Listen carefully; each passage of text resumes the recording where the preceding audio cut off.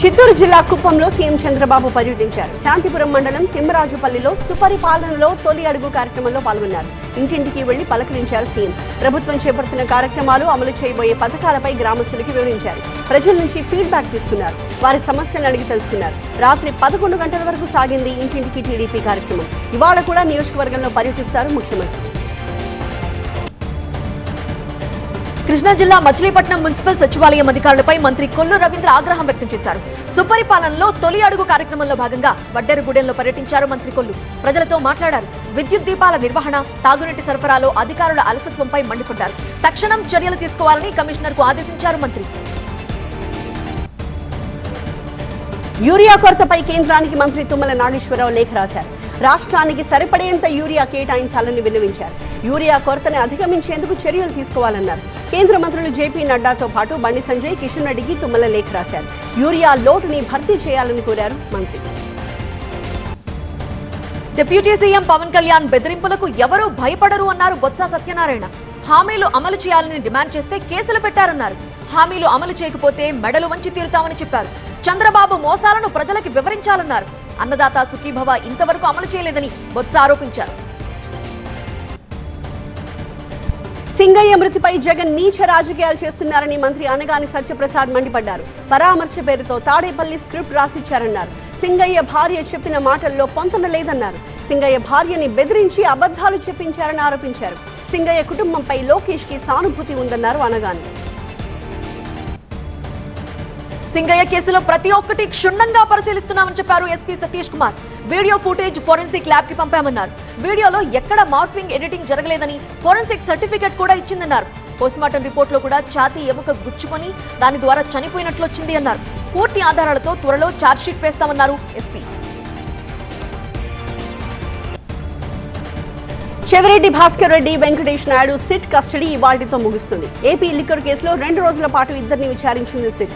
ఈ రోజు మరోసారి చెవిరెడ్డి భాస్కర్ రెడ్డితో పాటుగా వెంకటేష్ నాయుడిని విచారించబోతున్నారు సిట్ అధికారులు. ఏపీ లిక్కర్ స్కామ్ కేసులో అరెస్ట్ అయిన బాలాజీ కుమార్, నవీన్ కు రిమాండ్ విధించింది ఏసీబీ కోర్టు. ఈ నెల 15 వరకు రిమాండ్ విధించింది. నిందితులను గుంటూరు జిల్లా జైలుకు తరలించనున్నారు సిట్ అధికారులు. చెవిరెడ్డి అనుచరులుగా ఉన్నారు నిందితులు బాలాజీ కుమార్ యాదవ్, నవీన్.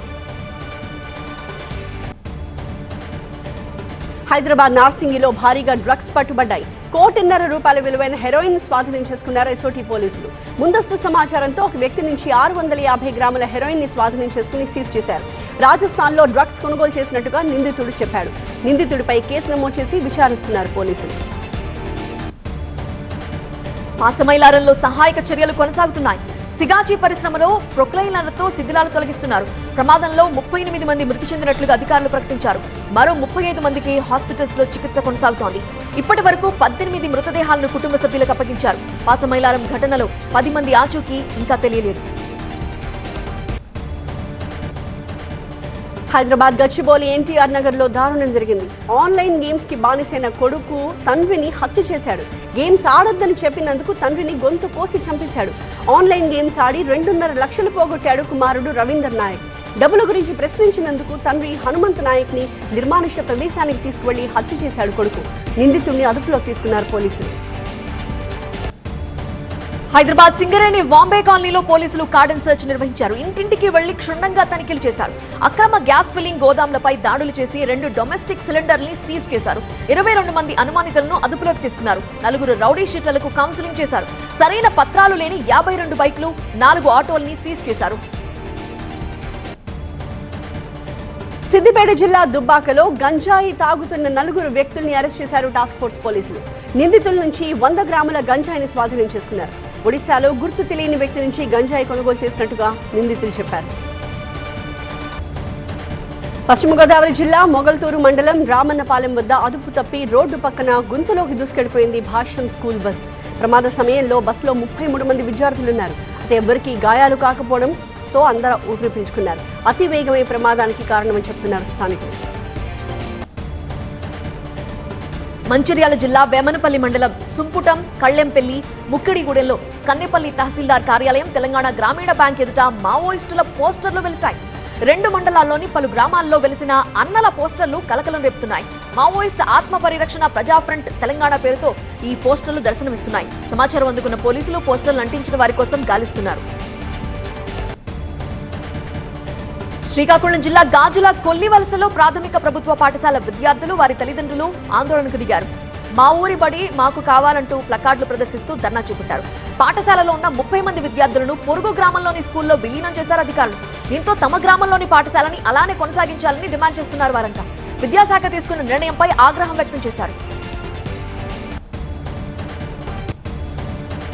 సెల్ ఫోన్ పోగొట్టుకున్న బాధితులకు ఫోన్లను రికవరీ చేసి అందించారు పోలీసులు. Rachakonda commissionerate Balapur police station పరిధిలో 24 మంది తమ సెల్ ఫోన్లు పోగొట్టుకున్నారు.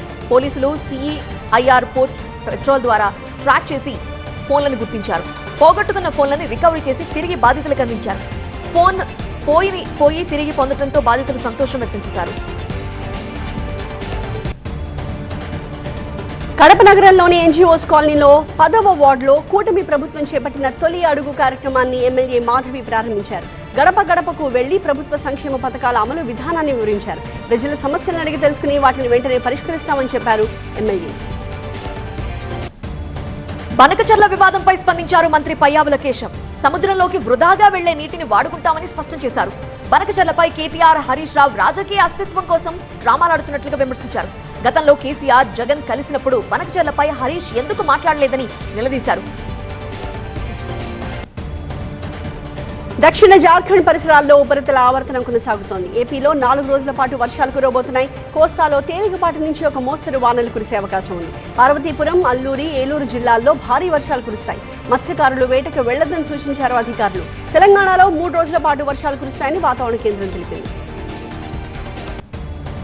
హైదరాబాద్ లో బంగారం ధరలు తగ్గాయి. నిన్నటితో పోలిస్తే ఇవాళ 1140 రూపాయలు తగ్గింది బంగారం ధర. నిన్న 1,00,000 రూపాయలకి పైగా ఉన్న 24 క్యారెట్ల 10 గ్రాముల బంగారం ధర ఇవాళ 98,890 రూపాయలకు వచ్చింది. వెండి ధర మాత్రం 11,000 పెరిగింది. నిన్న 1,09,000 రూపాయలు ఉన్న కిలో వెండి ధర ఈ రోజు 1,20,000 రూపాయలు పెరిగింది. ఈ నెల 2వ వారంలో బీజేపీ జాతీయ అధ్యక్ష ఎన్నిక పూర్తి కాబోతోంది. అధ్యక్షుడి రేసులో భూపేంద్ర యాదవ్, మనోహర్ లాల్ ఖట్టర్, శివరాజ్ సింగ్ చౌహాన్ ఉన్నారు. 28 రాష్ట్రాల్లో సంస్థాగత ఎన్నికలు పూర్తి చేసింది బీజేపీ. ఇవాళ బెంగాల్, ఒడిశాలో కూడా బీజేపీ అధ్యక్షుల నియామకం జరిగే అవకాశం ఉంది. బెంగళూరులో సాఫ్ట్వేర్ ఇంజనీర్ స్వప్నిల్ అరెస్ట్ అయ్యాడు. మహిళల వాష్రూమ్స్ లో సీసీ కెమెరాలు పెట్టినందుకు స్వప్నిల్ ని అరెస్ట్ చేశారు పోలీసులు. నిందితుడి సెల్ ఫోన్ లో 30 మంది మహిళల వీడియోలున్నాయి. వీడియో రికార్డ్ చేస్తుండగా స్వప్నిల్ ని పట్టుకుంది ఒక మహిళ. నిందితుడి ఉద్యోగం నుంచి తొలగించింది సంస్థ. హిమాచల్ ప్రదేశ్ ప్రభుత్వంపై కేంద్రం వివక్ష చూపుతోందన్న కాంగ్రెస్ ఆరోపణల్ని కేంద్ర మంత్రి బీజేపీ జాతీయ అధ్యక్షుడు నడ్డా ఖండించారు. విపత్తుల సమయంలో రకరకాల పథకాల కింద గడిచిన 3 ఏళ్లలో 3,140 కోట్ల రూపాయలు రాష్ట్రానికి అందించినట్లుగా తెలిపారు. కేంద్రం ఇచ్చిన నిధులను ఖర్చు పెట్టడంలో రాష్ట్ర ప్రభుత్వం విఫలమైందని నడ్డా విమర్శించారు. 5 దేశాల పర్యటనలో భాగంగా ప్రధాని మోదీ తొలిగా ఘనా చేరుకున్నారు. రాజధాని ఆక్రాలో మోదీకి ఘన స్వాగతం లభించింది. ఎయిర్పోర్ట్ లో ఆయన గౌరవ వందనాన్ని స్వీకరించారు. ఘనా వాసులు సంప్రదాయ రీతిలో ప్రధానికి స్వాగతం పలికారు. భారత ప్రధాని ఒకరు ఈ దేశాన్ని సందర్శించడం గడిచిన 3 దశాబ్దాల్లో ఇదే మొదటిసారి. కొంతమంది నాయకులపై భారతీయులు నమ్మకం కోల్పోయారని, కానీ ఆ సవాల్ని బీజేపీ తన చేతుల్లోకి తీసుకుందని రక్షణ మంత్రి రాజ్నాథ్ సింగ్ అన్నారు. మేనిఫెస్టోలో ఇచ్చిన హామీలన్నింటినీ బీజేపీ నెరవేర్చిందని గుర్తు చేశారు. బీహార్లో బీజేపీ కార్యవర్గ సమావేశంలో రాజ్నాథ్ సింగ్ మాట్లాడారు. బీజేపీ కార్యకర్తలంటే సామాన్యమైన వ్యక్తులు కాదు అన్నారు రాజ్నాథ్. అంతర్జాతీయ డ్రగ్ ట్రాఫికింగ్ ముఠాని నార్కోటిక్స్ కంట్రోల్ బ్యూరో బద్దలు కొట్టిందని కేంద్ర హోంమంత్రి అమిత్ షా ప్రకటించారు. ఈ ముఠాకి చెందిన 5 కన్సైన్మెంట్స్ ని స్వాధీనం చేసుకోవడంతో పాటుగా 8 మందిని అరెస్ట్ చేసిందని వెల్లడించారు. వివిధ ఏజెన్సీల మధ్య అద్భుతమైన సమన్వయానికి ఇది చక్కటి ఉదాహరణ అని ఎక్స్ వేదికగా అమిత్ షా ప్రశంసించారు. చైనా ఎరువులపై భారత్ అధికంగా ఆధారపడుతుండటంపై రాహుల్ గాంధీ ఆందోళన వ్యక్తం చేశారు. దేశ ఆర్థిక వ్యవస్థకి వెన్నెముకగా నిలిచే వ్యవసాయ రంగం కీలకమైన ఎరువుల కోసం విదేశాలపై ఆధారపడుతుండడం తీవ్ర సంక్షోభానికి దారితీస్తోందని రాహుల్ గాంధీ ఎక్స్ వేదికగా తెలిపారు. ఎరువుల్లో 80% చైనా నుండి దిగుమతి చేసుకుంటున్నామని, ఇప్పుడు వాటి సరఫరాని చైనా నిలిపేసిందని వెల్లడించారు. మహారాష్ట్రలో హిందీ వర్సెస్ మరాఠీ వివాదం మరింత ముదిరింది. థానేలో ఒక స్వీట్ షాప్ యజమాని హిందీలో మాట్లాడడంతో గొడవకి దిగారు ఎంఎన్ఎస్ కార్యకర్తలు. మరాఠీలో ఎందుకు మాట్లాడట్లేదు అంటూ ఆ వ్యాపారిపై దాడికి దిగారు. తాము మరాఠీలో ఆర్డర్ ఇస్తే హిందీలో ఎందుకు మాట్లాడుతున్నావు అని అతనిపై దాడి చేశారు. వ్యాపారిపై దాడి చేసిన ఎంఎన్ఎస్ కార్యకర్తల కోసం పోలీసులు గాలిస్తున్నారు. పవన్ కళ్యాణ్ హరిహర వీరమల్లు సినిమా ట్రైలర్ విడుదల కానుంది. కొన్ని సెలెక్టెడ్ థియేటర్స్ లో ఈ ట్రైలర్ ప్రదర్శన జరుగుతుంది. ఈ ట్రైలర్ నిడివి 3 నిమిషాలు ఉండబోతోంది. అంతేకాదు ట్రైలర్ లో 3 డైలాగ్స్ పవన్ కళ్యాణ్ స్వయంగా రాశారని తెలుస్తోంది. బజరంగి భాయిజాన్ సినిమా చూసిన వాళ్లకు చిన్న పాప గురించి ప్రత్యేకంగా పరిచయం అవసరం లేదు. ఆ పాప పేరు హర్షాలి మల్హోత్రా. తాజాగా అఖండ 2 సినిమాలో అత్యంత కీలకమైన జనని పాత్ర కోసం ఆమెను తీసుకున్నారు. ఈ క్రమంలోనే ఫస్ట్ లుక్ రిలీజ్ చేశారు. సినిమా సెప్టెంబర్ 25న రిలీజ్ కానుంది. నిర్మాతగా మొదటి ప్రయత్నంలోనే కమిటీ కుర్రోళ్లు లాంటి మంచి సినిమాని నిర్మించారు నిహారిక. ఈమె నిర్మాణ సంస్థ పింక్ ఎలిఫెంట్ నుంచి 2వ సినిమా మొదలైంది. మ్యాడ్ ఫేమ్ సంగీత్ శోభన్, నయన్, సారిక జంటగా నటిస్తున్న ఈ సినిమాని మానస శర్మ తెరకెక్కిస్తున్నారు. తాజాగా పూజా కార్యక్రమాలు జరిగాయి. గేమ్ చేంజర్ సినిమాపై తాను చేసిన కామెంట్స్ కి గాను అభిమానులకి క్షమాపణలు చెబుతూ వీడియో విడుదల చేశారు నిర్మాత శిరీష్. తన మాటలు రామ్ చరణ్ అభిమానుల మనోభావాలు దెబ్బతీసి ఉంటే క్షమించండి అని కోరారు. చరణ్ చిరంజీవితో తమ కుటుంబానికి ఎంతో మంచి అనుబంధం ఉందని, అనవసరంగా తమ మధ్య దూరం పెంచొద్దు అన్నారు. త్వరలోనే చరణ్ తో మరో సినిమా చేస్తున్నామని, తన మాటలకు నొచ్చుకుని ఉంటే అభిమానులకు మరోసారి క్షమాపణ కోరుతున్నా అంటూ వివరణ ఇచ్చారు శిరీష్. విజయ్ ఆంటనీ హీరోగా లియో జీన్ పాల్ తెరకెక్కించిన చిత్రం మార్గన్.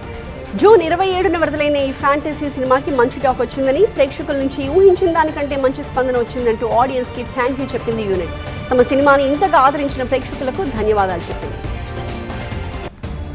ఇంగ్లాండ్ పర్యటనలో భారత జట్టు సారథి శుభ్మన్ గిల్ శతకాల మోత మోగిస్తున్నారు.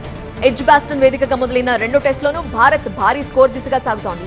గిల్ తో పాటు ఓపెనర్ యశస్వి జైస్వాల్, రవీంద్ర జడేజా రాణించడంతో మొదటి రోజు ఆట ముగిసే సమయానికి భారత్ 85 ఓవర్లలో 5 వికెట్ల నష్టానికి 310 పరుగులు చేసింది. ఇంగ్లీష్ బౌలర్లలో క్రిస్ ఓక్స్ కి 2 వికెట్లు దక్కాయి. కార్స్, స్టోక్స్, బషీర్ తలా 1 వికెట్ పడగొట్టారు. స్టార్ పేసర్ బుమ్రాకి విశ్రాంతి ఇచ్చి తొలి టెస్టులో ఆడిన శార్దూల్, సుదర్శన్ ని పక్కన పెట్టింది భారత్. వీరి స్థానాల్లో ఆకాష్, నితీష్ కుమార్ రెడ్డి, వాషింగ్టన్ సుందర్ ని ఫైనల్ లెవెల్లోకి తీసుకొచ్చారు.